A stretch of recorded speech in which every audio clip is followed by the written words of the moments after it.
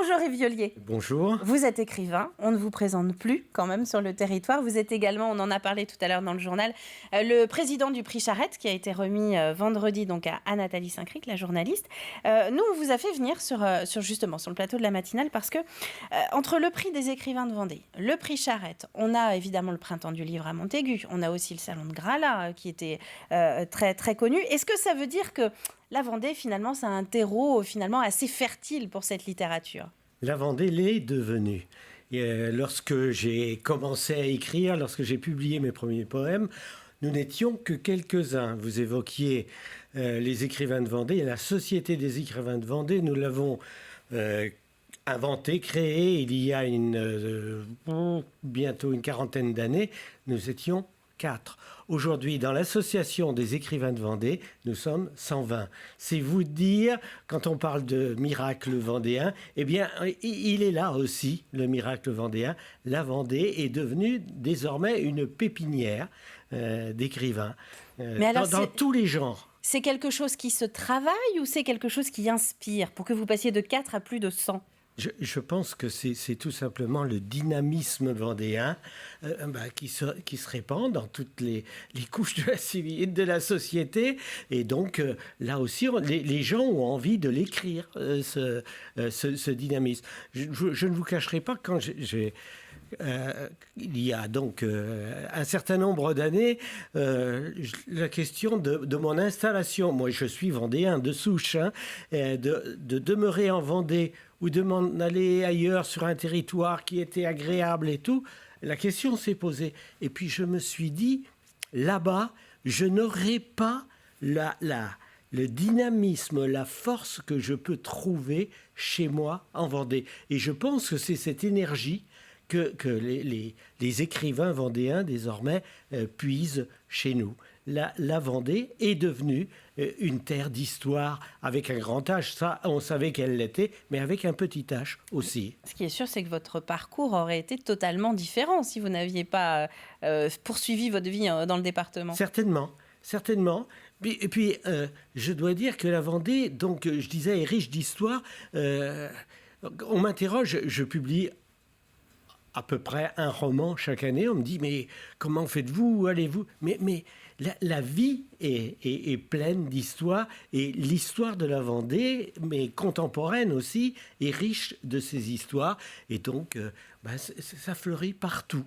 Hein. Et dans cet élan-là, nous avons été quelques-uns à lancer des salons du livre. Quand le printemps du livre, quand nous avons installé le printemps du livre à Montaigu il y a un peu plus de 30 ans, eh bien les gens au début venaient par curiosité pour voir les écrivains. Et nous nous disions, il faut que les gens repartent avec des livres. Et peu à peu, eh bien, la greffe a pris et maintenant c'est devenu l'un des grands salons du livre français. Il s'est passé quelque chose en Vendée et bien sûr l'écriture en a profité.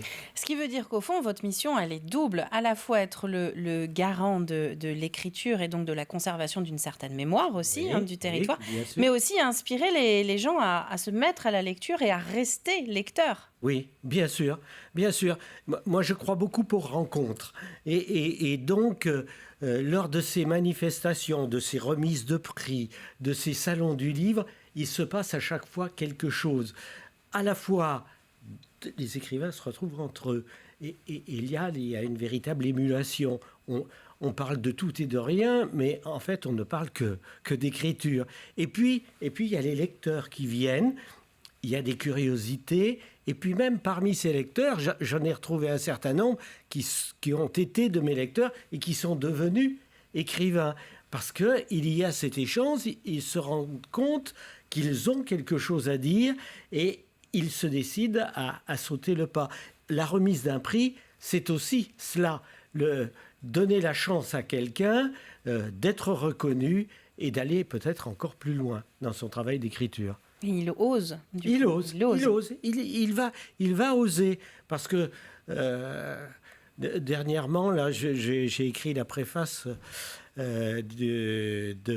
d'André Barthaud, qui a écrit sur sa belle aventure entrepreneuriale. À la tête de la Micaline. À la tête de la Micaline. C'est un livre que je trouve une autobiographie absolument superbe.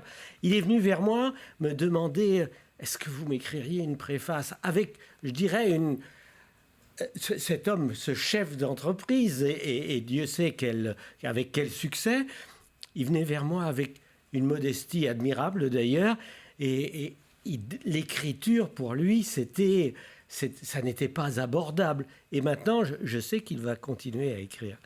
Et alors, ce qui est très intéressant également, c'est que parmi les prix que vous remettez, il y a aussi des prix qui vont récompenser des écrivains qui ne sont pas vendéens, mais qui vont notamment écrire sur la Vendée. Oui. Le dernier exemple en date, c'est donc la journaliste Nathalie Saint-Cric qui vient de sortir effectivement, voilà, Je vous aiderai à mourir, je vous aiderai à vivre, vous m'aiderez à mourir. On en a parlé tout à l'heure dans le journal.